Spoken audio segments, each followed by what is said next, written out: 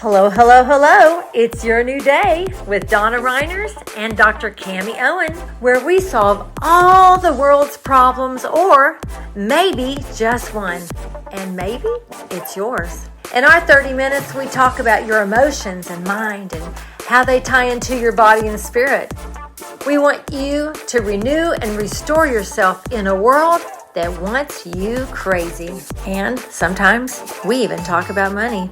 Introducing your hosts, Donna Reiners and Dr. Cami Owen. Oh, hello, hello, hello. And I am Donna Reiners. And this is Dr. Cami Owen. And I asked her, I said, hey, what would you like to talk about on this show where we solve all the world's problems? Or maybe just one, maybe just yours, maybe just ours. And what did she say?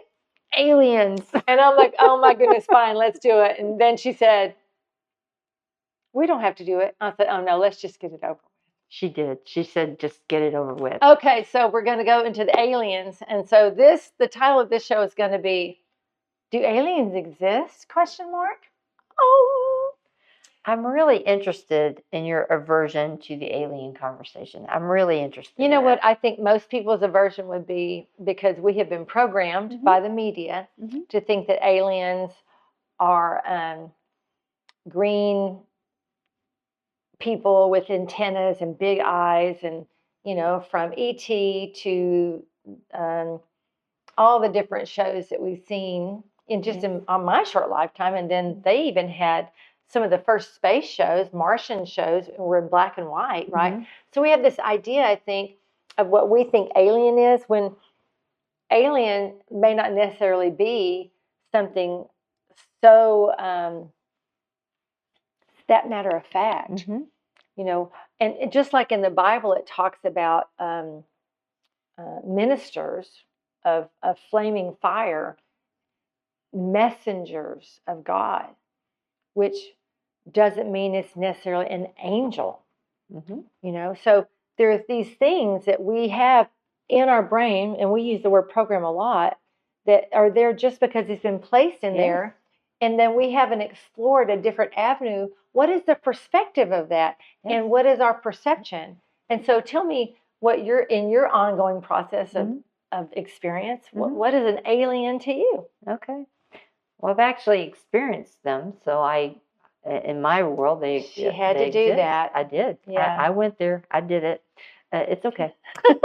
She can handle it. And my question would be to you, and to you. All right. Is, again, why is there some fear? I understand why there's fear-based. It was actually a CIA op to instill fear to the general mass population in America, for sure. Because if you go other countries, they're palatable. It's more palatable. It's they're open to that concept, because it wasn't a CIA op like it was here. Okay, and the whole television. I mean, it literally is television. Was a CIA operative. The directive was, if everything we put on the TV is untrue and a lie, and people believe it, we have reached our we've controlling the masses. We've accomplished our mission, and that was their mission. But when in the 40s, in the most recent history of the alien thing, in the 40s, there was actually a treaty that was put between the U.S. government and a species of other interdimensional beings. I know she's laughing about this. I'm not laughing at what she's saying. I'm laughing at the fact that this would be the beginning of hate mail. This will be the start. Send them my way. It's okay. Just send them on over. Because my question is, as a viewer, I would say, well, how do you know that? Where did you get that information? Who programmed you to believe it? Right? Yes. Just saying. Fair. Valid questions. Totally fair. And you're programming my people. I'm just kidding. You're programming us. No, I'm neutral in the matter. Okay. Whether you believe it or not is inconsequential to me. Okay. Absolutely inconsequential. It's kind of funny to watch her squirm, but other than that, it's just inconsequential. But I would ask you this: why is it exclusive or mutually exclusive that God could not create another species? I agree with that. I do agree with that. If you look at it logically, let's just think of it logically. Let's take the religion out of it, take all of that out of it. Why are we the only planet in the world? We're not. But yeah, if you're thinking logically, millions and millions of stars that have planets circling them, Galaxies, everything. galaxies, You're right. all of it, just by sheer numbers, if you're a number cruncher, just by sheer numbers, it's a statistical impossibility that we are the only intelligent life out there. I agree with that. I do agree with that. Don't you agree with that? Yeah. So now that we're in agreement that it's possible. I just don't think that they're all green with antennas and big eyes. They're absolutely not. That's craziness to me. That is absolutely true. And that was actually what I was getting to in the 40s. I bet that was what was programmed. Yeah, it was intentional. Yeah. It was absolutely intentional to make it this nonsensical thing so that people wouldn't recognize when they actually were seeing one, and people wouldn't recognize that this is all going on. And there was a very select few of people that made that decision for all of humanity, especially in the United States. But what's interesting now is this disclosure's coming out. They decided in the 40s and 50s they were going to keep it a secret, lock it down, because in the guise that would cause all this hysteria and everything. It would. And then they turned around and made a movie to make sure that was the case. With War of the Worlds. Yeah, the War of the Worlds. They made that movie. That was intentional. That was not an accident. I believe that. That was absolutely intentional. Let's scare the bejesus out of people. Yeah. And make sure that they don't go there. Let's not talk about that. But there is actually now disclosure coming out from the U.S. government and from whistleblowers that were actually there that are talking about this. And our space program is one place where there's a lot of data and a lot of proof, and there's a lot of actual documentation on this from the U.S. government, the Navy, the Air Force, all these different entities. NASA was supposed to be a non-governmental entity, and it was absolutely a faction of the Navy and the information that they were getting. But ETs actually helped the whole space program. We'll just say that. And there's good data out there. If you want to deep dive down that rabbit hole, go there. Don't listen to me. Don't believe anything I say. Just listen to the energy behind my words, and you'll find that there's something in there. But we are not the only species on the planet right now. We are not the only species in the universe for sure. And I would even argue off the planet, there's a whole galactic federation and everything. But it's true. I'm laughing because usually Hollywood, I have a friend who calls them the Hollywood prophets. They're saying what we won't. Over the last year, since the 40s, they've been trickling information in. The disclosures have been very slow, but they've been trickling information out so that we won't have this massive cognitive dissonance when it's like.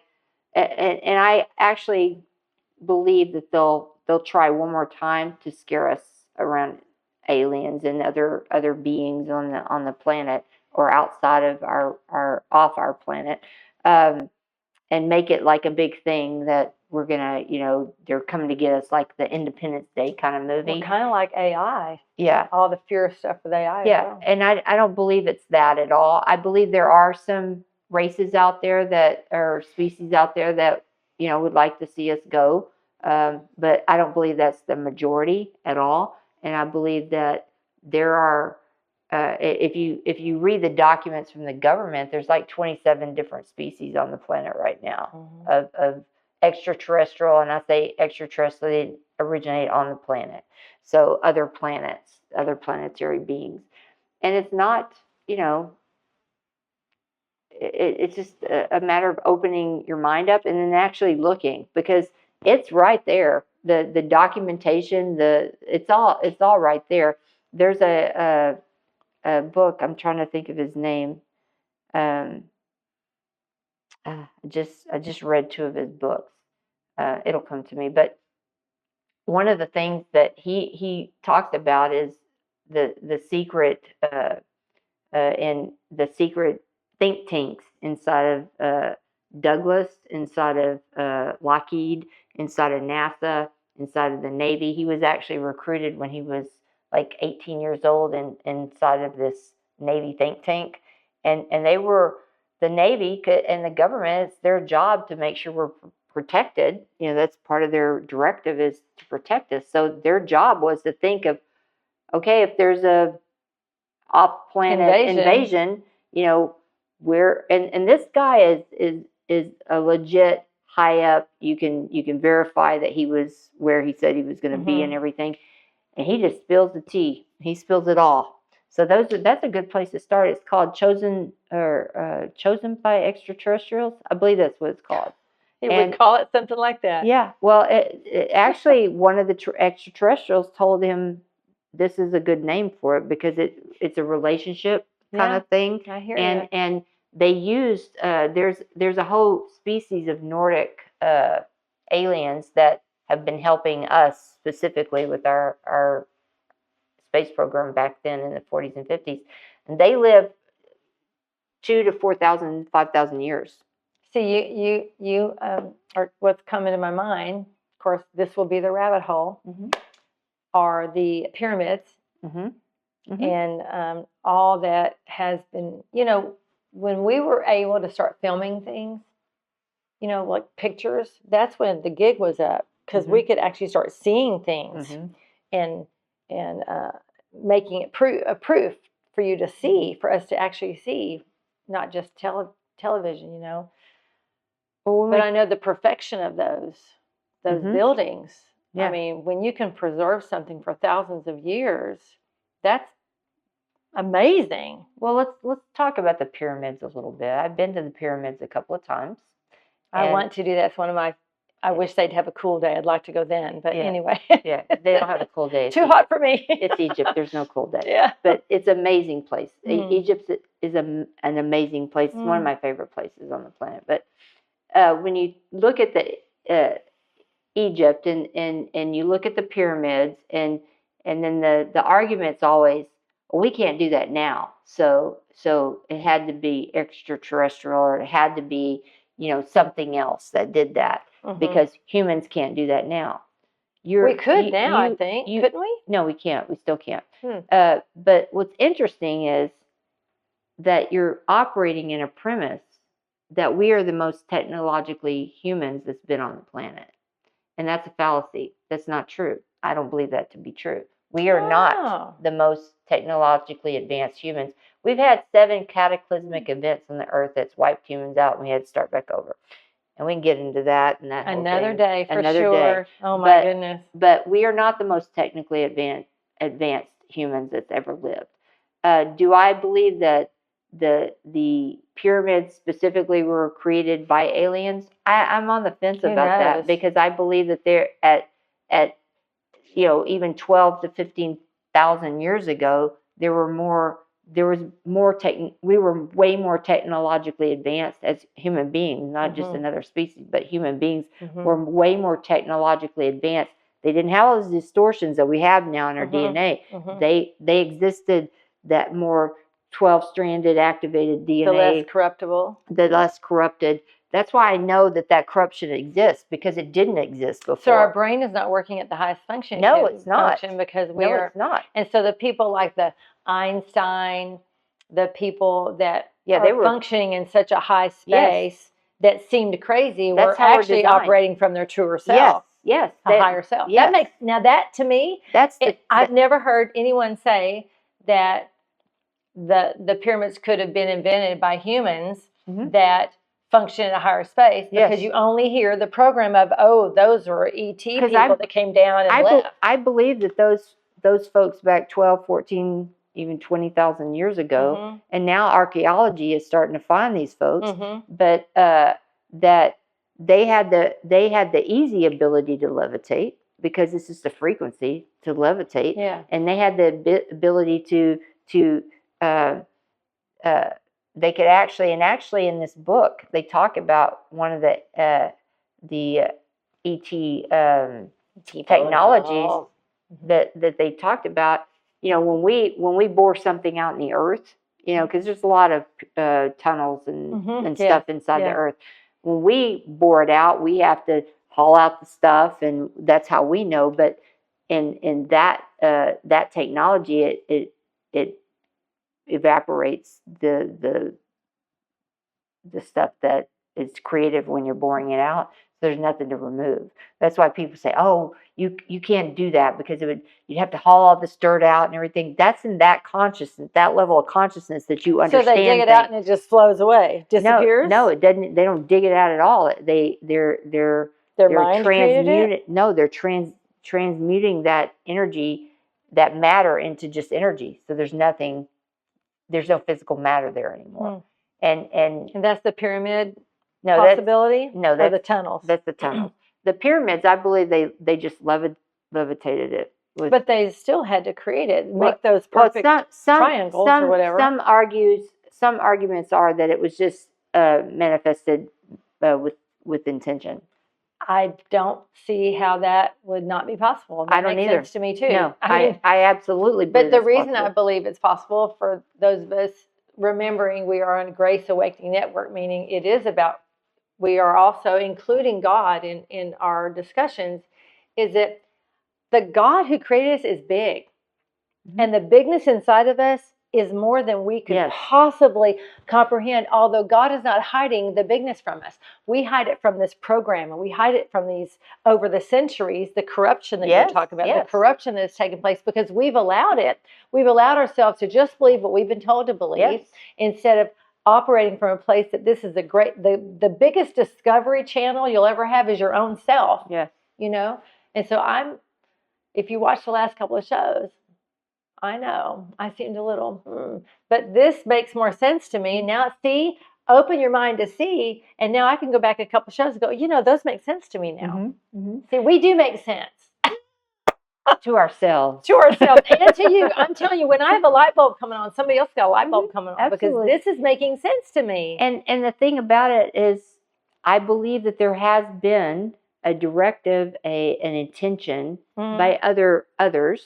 And I have an idea of their motives, but it's just me making stuff up because I don't have any real direct knowledge of that. I don't sense anything specific, but there is a directive, and I think religion was the first place it was really sussed out really well. Is how do we keep those folks small? Because when they really, I think part of it was fear, because back in 20,000 years ago, in that time when we had full capacity, or not even, I don't think completely full, but a much higher. Like when they lived 900, 1,000 years or whatever, which some do still today. Yes. That we had that, but it went off the rails a little bit. And so there was some infinite wisdom that, okay, keep them small because they can't handle it. You can't handle the truth, that kind of thing. So I believe that there was some of that in religion, and some of that in now, to make sure that we stay as small as possible, that we do not realize or remember how powerful we are, because we have God in us. So powerful people can't be controlled. That's exactly right. So there's a big thing, but that's what's happening now, is people are like, I don't be controlled anymore. That's right. And that's where the chaos is coming, because there's the folks that really don't want to be controlled, but they're also like the elephant. The troublemakers. Well, they're like the elephant that when it's a baby elephant, you put a stake in the ground and you put a little thing around their leg, and then they can't pull it, because they're too small. They can't pull it. And they keep doing that over and over and over until they're a full big elephant, and they could literally just break it and go. But they're been now conditioned that they know that they can't do that. And so they don't do that. They don't even try anymore. They don't even attempt to break free when it would just be that easy. It's that You can do it. So just being willing to look, turn around and say, oh my God, there is a picture there. That crazy person over there is telling me there's a picture there the whole time. And I was just like, there's no picture. Because if I have believed my whole life that pictures don't exist, and then I have to turn around and even entertain the possibility that pictures exist, It'll change everything then about your life. I have to entertain that nothing I know is the truth, and nothing I know has been true. Which will make you mad at first, but it's a great place to. But it can cause a massive, what's called cognitive dissonance, where you're just shook. Like you're shook to the core. There are several people who have contacted me that are shook to the core because of what we've been talking about. Yes, it's okay. It's okay to be shook to the core. Yes, it's. You still got up the next day. You're on strong, solid ground when you're shook to the core. Yes. Don't think shaking means that you're unstable. Shaking No, is the beginning of the new because now you. you are reconnecting with who you actually really That's are. right. And this shakingness is you're getting out of the illusion, and you're going, oh, like literally, that's why we call it awakening, because you're waking up. You've been in a slumber this whole time, right? And now you're waking up to possibility of what, and then you get to choose what possibility and reality you want to live in. You get to choose that. When I say reality you want to live in, I literally mean that, but I also mean that you get to choose what works for you and what doesn't work for you in this moment. Right. And it's so powerful, because we are that powerful beings that we get to say in the world of the rules of how things work.